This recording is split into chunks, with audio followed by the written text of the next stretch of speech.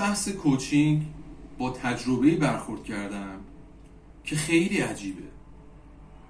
با مدیرانی برخورد کردم که اینا به من میگفتن آقای دکتر، من الان انقدر پول تو حسابم هست که همین الان تصمیم بگیرم بهترین ماشین دنیا رو بخرم، میرم اونجا چکشو مینویسم و اون ماشین رو میخرم.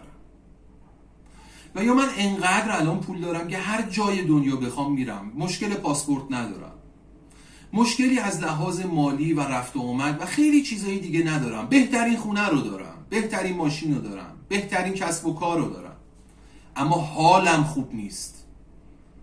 میگفتن آقای دکتر، من وقتی صبح که از خواب پا میشم انگار اون روز مرگمه. میگفتن آقای دکتر، وقتی من میخوام یه کاریو که انجام بدم هیچ انگیزه‌ای ندارم، میخوام برم خونه انگار میخوام وارد تاریک ترین جای دنیا بشم و امثال هم. اینا اصلا حالشون خوب نبود. این موضوع باعث شد که ما بریم در مورد این قضیه تحقیق بکنیم، ببینیم علت این موضوع چی میتونه باشه. چرا وقتی طرف این همه امکانات و این همه تجهیزات و همه چیز در اختیارشه، دنیا در اختیارشه به عبارتی، اما حالش خوب نیست؟ توی این ویدیو میخوام 4 راهکار به شما بدم که اینا معجزه میکنن، حال شما رو به بهترین حالت ممکن تبدیل میکنن. با ما همراه باشید.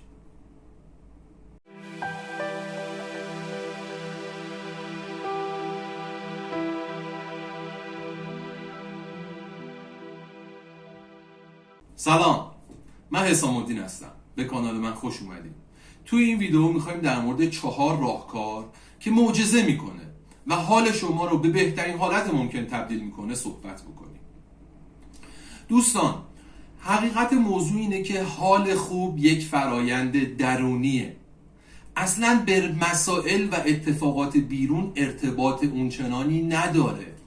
این یکی از اشتباهاتیه که افراد توی زندگی خودشون مرتکبش میشن. اکثرا به این فکر میکنن که اگر من مثلا درآمدم اینقدر برسه من حالم خوب میشه، اگر فلان ماشین رو بخرم حالم خوب میشه، اگر من با فلان شخص ارتباط برقرار بکنم حالم خوب میشه، اگر لباسم اینجوری بشه و یا اگر ظاهرم اینجوری تغییر بکنه حالم خوب میشه، در صورتی که اونا کاملا در اشتباهن.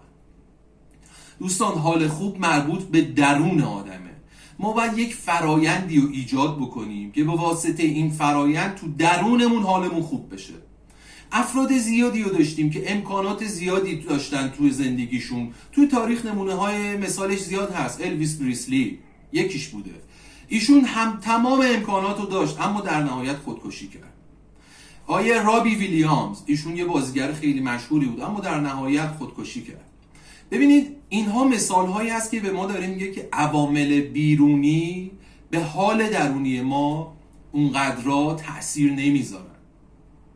دوستان، اگر شما دنبال اینید که حالتون رو خوب بکنید، راهکارش اینه که یک فرایندی رو تو درون خودتون ایجاد بکنید و کم کم این درون رو به سمت حال خوب هدایتش بکنید. خب ما میخوایم این راهکارها رو بررسی بکنیم. موضوع اولی که خیلی حائز اهمیته اینه که دوستان، اکثر افرادی که حالشون خوب نیست، اینها معمولاً شرایط و جریانات و اتفاقات زندگی رو دارن به دوش خودشون میکشن.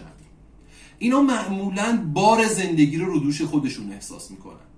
اینها معمولاً تمام مشکلات و اتفاقاتی که داره روی کره زمین و برای خودشون میفته رو عامل اساسیشو خودشون میدونن. به خاطر همین حالشون خوب نیست. چرا؟ چون فکر میکنم من عامل این قضیه‌ام، پس من باید درست رفتار بکنم، من باید اینا رو درست بکنم. اما انسان اون امکانات و توانایی ها رو نداره که تمام عوامل رو درست بکنه. اینجا دنیاست. یه سری از فاکتورها دست ماست، یه سریاش دست ما نیست. اصلا ما کنترلی روشون نداریم. به خاطر همین همه چیز دست ما نیست. برای این موضوع باید چیکار کرد؟ دوستان، بهترین راهکار و قوی ترین راهکار ایمان به خداست.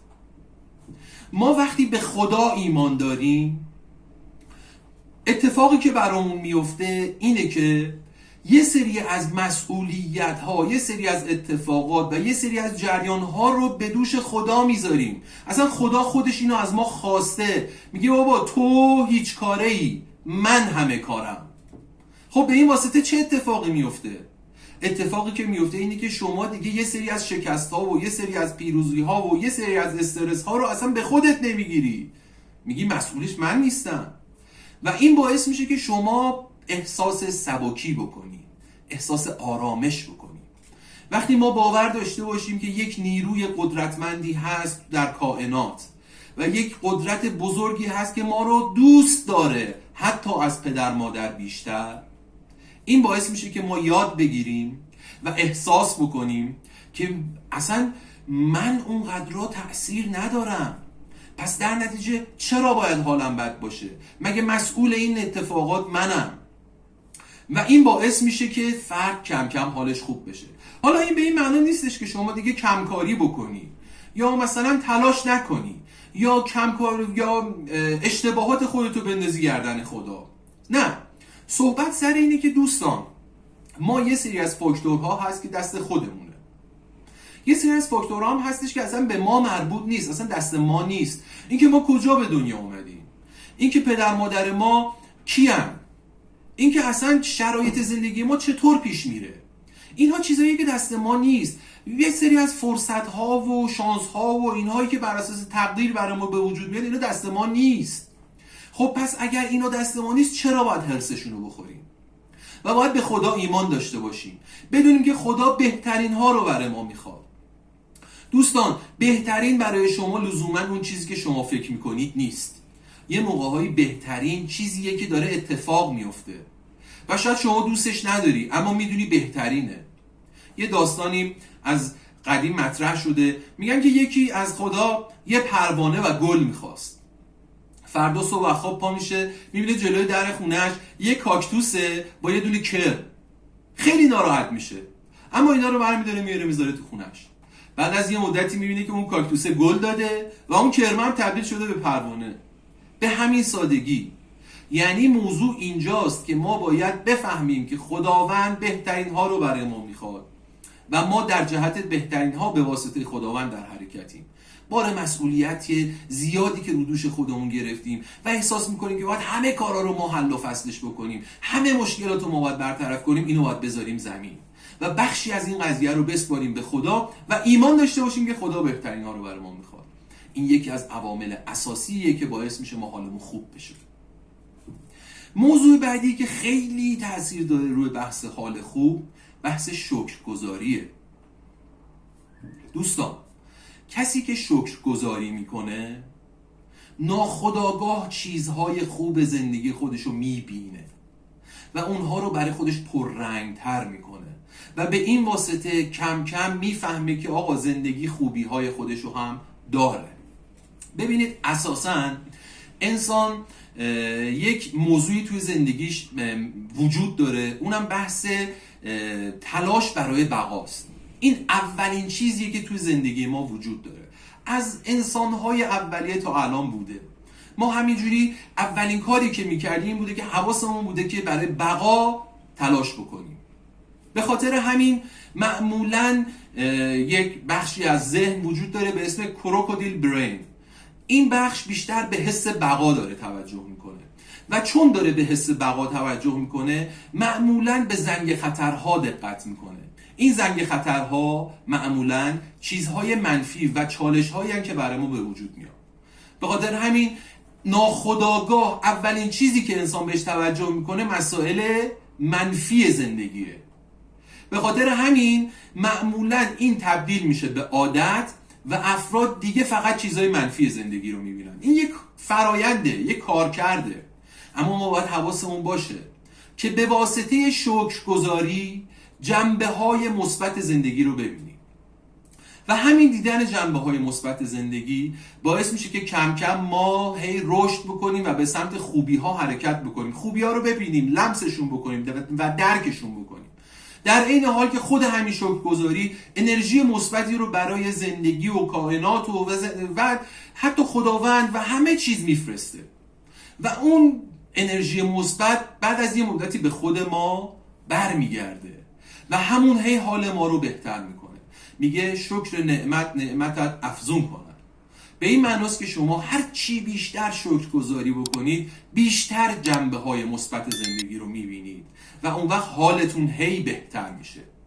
شکرگزاری کنید، سر پا هستید، سالمید، خانواده خوبی دارید، حالتون خوبه، نمیدونم دوستان خوبی دارید، درس میخونید، غذا دارید و خیلی چیزهای دیگه. اینها چیزهای اولیه است. اگر بگردید تو زندگیتون جنبه‌های مثبت زیادی رو میبینید که به واسطه شکرگزاری اینها کم کم هی بیشتر برای شما بروز پیدا میکنه. این باید تبدیل بشه به یک عادت. چیز دیگه‌ای که خیلی تاثیر داره روی بحث حال خوب، دوستان، ما توی زندگی میدونیم ناخودآگاه که داریم چه کار میکنیم و به کدوم سمت میریم. شاید علی‌الظاهر یه مقدار گیج باشیم، نمیدونیم داریم چی کار میکنیم، اما به هر حال تو اون شرایطی که الان هستیم میدونیم وظایفمون چیه. چیزی که حائز اهمیته اینه که ما باید به وظایفمون عمل بکنیم. یعنی چی؟ یعنی که آقا شما الان یک دانشجو هستی، وظیفه اصلی شما چیه؟ درس خوندن. اگر درستو بخونی مطمئن باش حالت بهتره. نه اینکه بشینی 24 ساعت روی درس. نه، فرض بگیر برنامه گذاشتی من روزی 1 ساعت درس بخونم. همون 1 ساعت درس مطمئن باشید حال شما رو خوب میکنه و بعد از اون 1 ساعت شما هر کاری رو انجام بدید با حال خوب انجام میدید. مثلا وظیفه شما اینه که آقا برید در مورد یک موضوعی تحقیق کنید. اولین کاری که میکنید اینه که وظیفتون رو انجام بدید. بعد از اون مطمئن باشید حالتون خوب میشه. وظیفه شما اینه که آقا ورزش بکنید برای سلامتیتون. اگر این کار رو انجام بدید حالتون خوب میشه. وظیفه شما اینه که کتاب بخونید، تفریح بکنید، مسافرت برید، کار بکنید و همه چیز. موضوع اینجاست وقتی شما وظیفتون رو که انجام میدید، بعد از اون هر کار دیگه‌ای که انجام بدید با کیفیت بیشتر و حال بهتری انجام میدید. اصلا مهم نیست نتیجه چیه، مهم اینه که شما وظیفت رو انجام بدی و وقتی وظیفت رو که انجام میدی اگر اتفاق خوبی بیفته که خب چقدر خوب، اگر اتفاق بدی بیفته شما به خودت میگی که من وظیفه‌مو انجام دادم، اگر این اتفاق بد افتاد دیگه به من مربوط نیست، من تمام تلاشمو کردم. اون وقت حال شما بد نمیشه بلکه حال شما خوب میشه و از اون جریان و تجربیات چیزهای جدیدی رو به دست میارید. پس چیزی که حائز اهمیته اینه که وظیفه خودتون رو بشناسید، بدونید و در جهتش رفتار بکنید. اولین کاری که میکنید باید این باشه که وظیفه‌ای که اون روز و اون لحظه دارید رو انجام بدید. بعد از اون حالتون خوب میشه. اصلا شک نکنید تو این قضیه. چرا؟ چون اگر وظیفه انجام ندید ناخودآگاه در پس ذهن شما این هستش که من این کار رو انجام ندادم و چون این کار رو انجام ندادم حتما یه عواقبی داره، پس اون عواقب دامن منو میگیره، پس همیشه استرس دارید و نگرانید. اما اگه وظیفتون رو انجام بدید مطمئن باشید هر اتفاقی بیفته شما وظیفتون رو انجام دادید و هیچ نگرانی وجود نداره. موضوع بعدی که بچه‌ها خیلی حائز اهمیت بحث رهاییه. دوستان، گذشته اتفاقایی که افتاده و آینده اتفاقهایی که هنوز نیومده. ما اکثر تایم خودمون رو یا داریم به گذشته فکر میکنیم و یا داریم به آینده فکر میکنیم و این باعث میشه که ما در گذشته و آینده سیر بکنیم. هرچند که قدرت گذشته خیلی بیشتره، یعنی افراد بیشتر توی گذشته خودشون گیر میکنن و بیشتر در مورد گذشته خودشون هی کنکاش میکنن و هی خودشون رو سرزنش میکنن. افرادی که به خداوند اعتقاد دارن باورشون بر اینه که گذشته هر اتفاقی افتاده همون اتفاق بهترین اتفاق بوده. چرا؟ چون یه خدایی هست داره کنترل میکنه. همون خدا داره بهترین ها رو برای ما به وجود میاره. اصلا همون تجربیات گذشته باعث شده که ما درس‌هایی رو بگیریم. دیگه تموم شد. هی شما گذشته رو مرور بکنید، بررسی بکنید، این خودش یک چالشی رو برای شما به وجود میاره و اصلا به شما اجازه نمیده تو لحظه حالت باشی، نگاه بکنی، فرزندتو بغل بکنی، از همسرت، پارتنرت، کسی که در کنارش هستی لذت ببری، از هوای خوب، از این چیزی که هستی یا از این ویدیویی که داری نگاه میکنی لذت ببری. چرا؟ چون تو گذشته خودتی.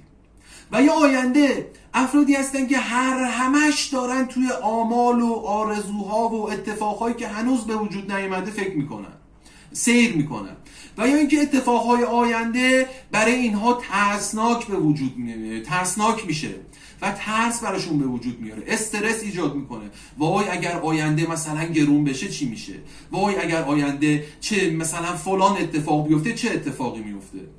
دوستان، نسل‌های زیادی قبل از ما زندگی کردن. تو همین کشور خودمون چنگیزخان‌های مغول اومده، اسکندرها اومده، جنگ‌های مختلف اومده و افراد مختلفی توی اون بحران‌های عجیب غریب بودن، زندگی کردن و زندگیشون تمام شده، عبور کردن، رفتن. خب و هنوز جریان زندگی ادامه داره. ما هم مثل بقیه جریان زندگی ادامه داره. نگرانی در مورد آینده اشتباه ترین کاریه که ممکنه به وجود بیاد و یا حتی غرق شدن در آرزوها و آمالی که اتفاق نیفته، موهبت اساسی که همین لحظه حال ماست رو از ما میگیره. دوستان، رهایی خیلی مهمه. یعنی شما گذشته رو رها بکنی، اشتباهاتی که داشتی رو رها بکنی، درسشو بگیری، اما عبور کنی. گذشته تو بهترین و ایدئال ترین حالت ممکن اتفاق افتاده، اینو باید باور بکنی. شما اگر برگردی به گذشته دوباره همون اتفاقات رو به وجود میاری. چرا؟ چون اون اتفاقات بر اساس آگاهی هایی بوده که شما تو اون لحظه داشتی. شاید الان آگاهیت بیشتر باشه دیگه اون کارو نکنی، اما تو اون گذشته آگاهی شما در اون حد بوده و اون تصمیمات رو گرفتی و همون تصمیمات باعث شده که شما الان نسبت به خودت آگاهی پیدا بکنی و این کسی که الان هستی باشی. پس اون گذشته اتفاقات خوبی رو به وجود آورده. در مورد گذشته خودتو نباید سرزنش بکنی و باید ازش عبور بکنی. و در مورد آینده هم نباید زیاد فکر بکنی. هنوز نیومده. هزاران اتفاق و احتمال وجود داره در مورد آینده. الان رو بچسبید به الان، وظایفتون رو انجام بدید، شکرگزاری بکنید و به خدا ایمان داشته باشید و مطمئن باشید بهترین اتفاقها برای شما در مسیر خواهد افتاد اگر شما این 4 موضوع رو انجام بدید و بهش پایبند باشید. به مرور میبینید که حالتون بهتر شد و از زندگیتون دارید لذت میبرید و خوشبخت خواهید بود. از اینا استفاده بکنید و مطمئن باشید نتایج مثبتی رو خواهید گرفت. با ما همراه باشید.